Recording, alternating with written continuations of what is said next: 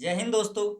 आप लोगों ने ऐसे बहुत से नेताओं को देखा होगा जो मुंह खोलते ही जहर उगलते हैं, लेकिन साक्षी महाराज एक ऐसे नेता हैं जो मुंह खोलते ही गोबर उगलते हैं। और इनकी सबसे बड़ी खूबी ये है कि इन्होंने बकचोदी में पीएचडी कर रखा है, इसलिए ये अपने नाम के आगे डॉक्टर भी लगाते हैं। तो चलिए इस महाराज की बकचोदी पे थोड़ा नजर डालते हैं। मुझे आप एक मदरसा बता दिए सिंगल जिसमें 15 अगस्त 26 जनवरी को तिरंगा फहराया जाता हो। आखिरकार क्यों हरे झंडे फहराए जाएंगे, तिरंगा नहीं फहराया जाएगा? ये हो क्या रहा है? और नंबर 2, वहां आतंकवाद की शिक्षा दी जाती है। चचा बोल रहे हैं भारत में एक मदरसा दिखा दीजिए जहां पे तिरंगा फहराया जाता है। हम कह रहे हैं भोसरी वाले चचा, आप एक मदरसा दिखा दीजिए भारत का जहां पे तिरंगा नहीं फहराया जाता है। और दूसरी बात ये बोल रहे हैं कि भारत के मदरसों में आतंकवाद की शिक्षा दी जाती है। इसका मतलब हमारे देश का पुलिस और सीबीआई चूतिया है जो आज तक ये बात पता नहीं लगा पाई। वैसे हमारे देश का पुलिस और सीबीआई चूतिया है या साक्षी महाराज, ये आपको अभी पता चल जाएगा। हम साधु सन्यासियों को भी जमीन में गाड़ा जाता है, समाधियां बनती हैं। हिंदुस्तान में मुसलमान को भी कब्र में दफनाया जाता है, परंतु मुस्लिम कंट्रीज में कहीं भी दफनाने की परंपरा नहीं है, जलाने की परंपरा है। ये बोल रहे हैं कि हिंदुस्तान में मुसलमानों को दफनाया जाता है, लेकिन बाकी दूसरे मुस्लिम कंट्री में मुसलमानों को दफनाने का रिवाज नहीं है, वहाँ जलाने का रिवाज है। ये बोलकर इन्होंने ये साबित कर दिया कि एक चूतिया नेता हैं, लेकिन इसके आगे जो इन्होंने कहा है उस बात से इन्होंने ये भी साबित कर दिया कि ये देश के सबसे बड़े चूतिया नेता हैं। और 20 करोड़ मुसलमान हैं, अगर सबको कब्र चाहिए तो हिंदुस्तान में जगह कहाँ मिलेगी? इसलिए किसी कब्रिस्तान की आवश्यकता नहीं है। एक ही जगह सबका क्रियाकर्म होना चाहिए, चाहे हिंदू हो, चाहे मुस्लिम हो, चाहे सिख हो, ईसाई हो। हिंदू के शरीर पर मुसलमान का दाह हो और मुसलमान के शरीर पर हिंदू का दाह हो, जमीन भी कम वेस्टेज होगी। ये कह रहे हैं कि हिंदुस्तान में 20 करोड़ मुसलमान हैं, अगर सबको कब्र में दफनाया जाएगा तो रहने के लिए जगह कहाँ बचेगा। इसलिए हिंदुस्तान में कब्र की कोई ज़रूरत नहीं है। हिंदू हो या मुस्लिम, सिख हो या ईसाई, सबको एक ही जगह जलाया जाना चाहिए।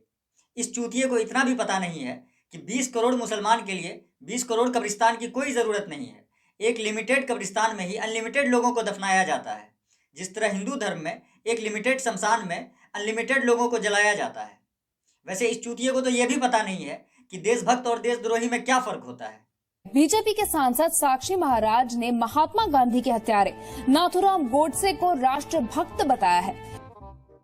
मुझे लगता है कि नाथूराम गॉडसे भी एक राष्ट्रभक्त था और महात्मा गांधी जी ने भी राष्ट्र के लिए बहुत कुछ किया। तो लोगों का अपने तरीके से सोचने का तरीका है।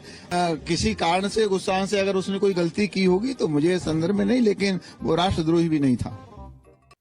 पूरा देश ये जानता है कि गांधी जी ने देश के लिए और देश की आज़ादी के लिए क्या क्या किया था, और पूरा देश ये भी जानता है कि गोडसे वही चूतिया है जिसने गांधी जी को गोली मारा था। लेकिन इस बुढ़ापे के बवासीर के नज़र में गोडसे एक देशभक्त था।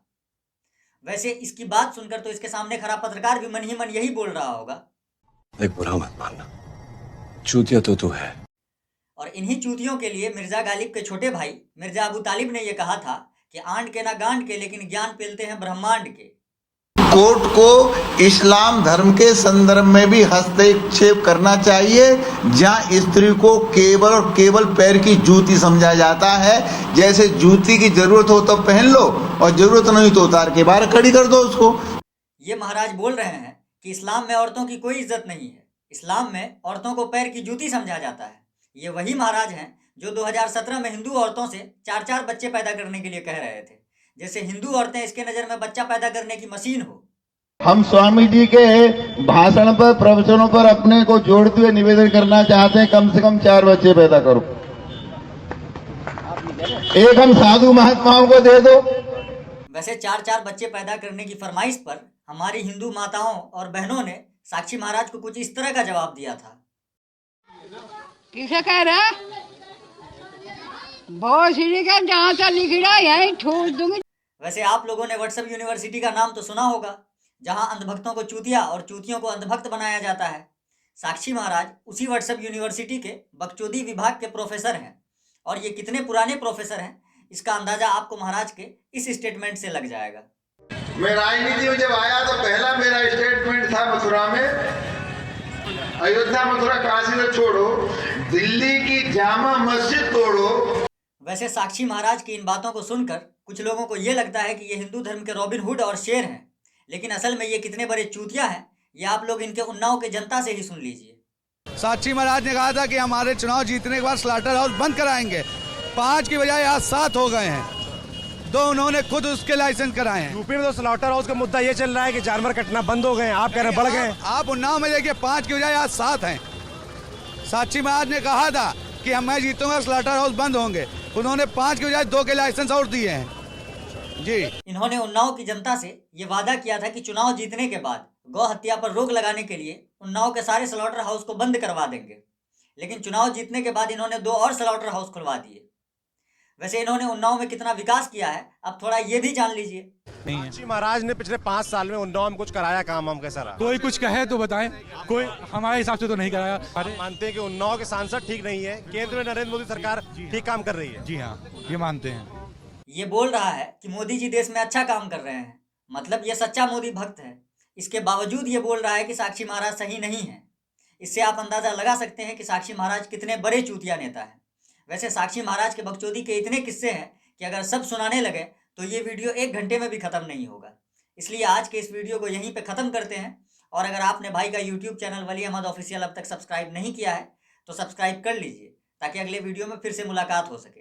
मिलते हैं अगले वीडियो में, तब तक के लिए जय हिंद। चाचा,